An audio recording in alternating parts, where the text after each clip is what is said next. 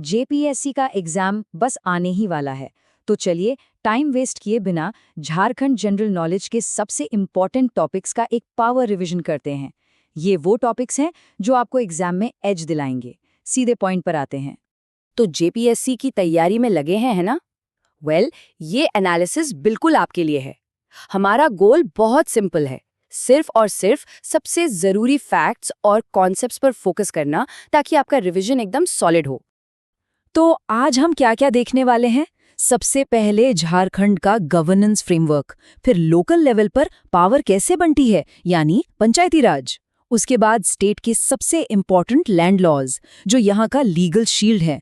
फिर उन लॉज के सबसे क्रूशल सेक्शंस को डिकोड करेंगे और आखिर में एक quick rapid fire flash card revision. Alright, तो शुरू करते हैं पहले सेक्शन से। झारखंड का गवर्नेंस फ्रेमवर्क, स्टेट, असेंबली और डिस्ट्रिक्ट्स, सब कुछ समझते हैं।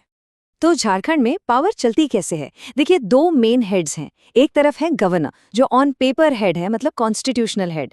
इनको प्रेसिडेंट अपॉइंट करते हैं और इनके पास प्रेसिडेंट्स रूल रेकमेंड करने की पावर है अंडर आर्टिकल 356। और दूसरी तरफ है चीफ मिनिस्टर, जो है रियल एग्जीक्यूटिव, मतलब असली पावर इन्हीं के हाथ में है। ये असेंबली में मेजॉरिटी पार्टी के लीडर होते हैं और अपनी काउंसिल ऑफ मिनिस्टर्स बनाते हैं। ये नंबर 81, इसे बिल्कुल याद कर लीजिए। क्यों? क्योंकि यही वो नंबर है जो झारखंड की पॉलिटिक्स का कोर्स सेट करता है। स्टेट की लेजिस्लेटिव असेंबली में टोटल 81 सीट्स हैं। और हाँ, ये यूनिकैमरल है, मतलब यहाँ सिर्फ विधानसभा है, विधान परिषद नहीं। और एक और की नंबर है 24।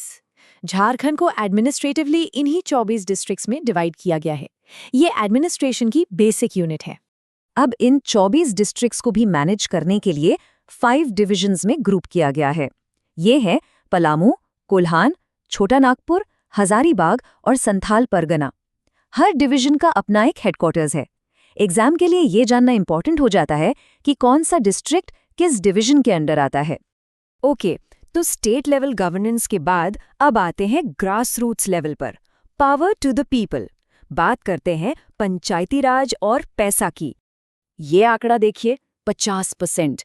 ये सच में एक गेम चेंजर है। झारखंड ने लोकल गवर्नेंस में महिलाओं को 50% रिजर्वेशन दिया है, जो एक बहुत बड़ी बात है।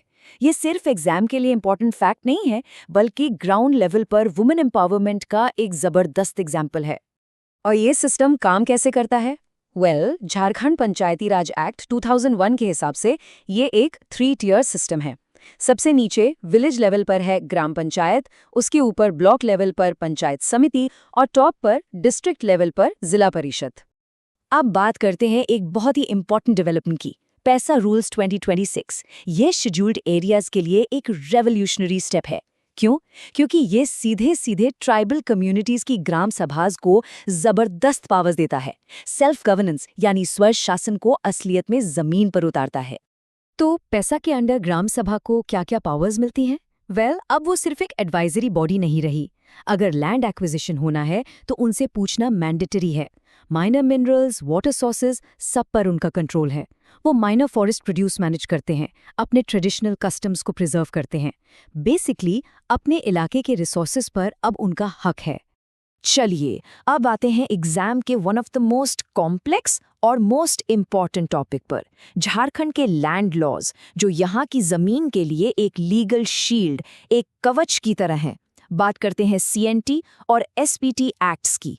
इन लॉज को समझने के लिए थोड़ा हिस्ट्री में जाना पड़ेगा। देखिए, 1895 से 1900 के बीच हुए बिरसा मुंडा रिवोल्ट ने दिखाया कि कैसे ट्राइबल लैंड का एक्सप्लॉयटेशन हो रहा था।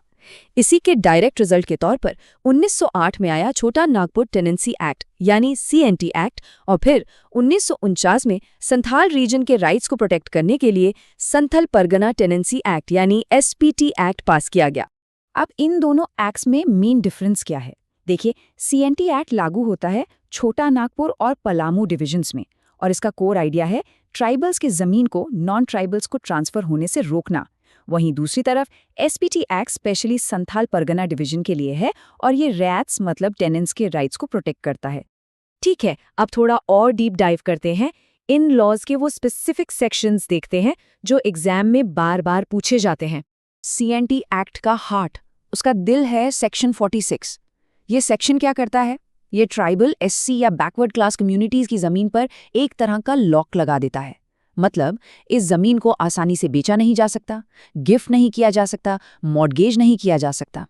इसका सोल पर्पस है इन कम्युनिटीज की जमीन को प्रोटेक्ट करना। तो सवाल उठता है कि अगर कोई सेक्शन 46 का लॉक धोखाधड़ी से तोड़ दे तो पिक्चर में आता है सेक्शन 71। ये एक तरह का रिवर्स बटन है। अगर जमीन फ्रॉड से ली गई है तो ये सेक्शन पावर देता है कि उस जमीन को वापस लेकर उसके असली मालिक को लौटाया जाए। अब बात करते हैं एसपीटी एक्ट की, और इसका सेक्शन 20 बहुत स्ट्रिक्ट है। ये एक रैयत की जमीन के ट्रांसफर पर, किसी भी तरीके के ट्रांसफर पर पूरी तरह से रोक लगाता है। हाँ, एक एक्सेप्शन है, अगर ट्रांसफर का राइट ऑफिशियल लैंड रिकॉर्ड यानी रिकॉर्ड ऑफ राइट्स में साफ साफ लिखा हो। ऑलराइट, सब कुछ हो गया। अब टाइम है एक फाइनल रैपिड फायर रिवीजन का। Think of it as a flash card round for all the high yield facts. पहला हाई यील्ड फैक्ट, पैसा रूल्स 2026। याद रखिएगा, ये ग्राम सभास को एम्पावर करते हैं।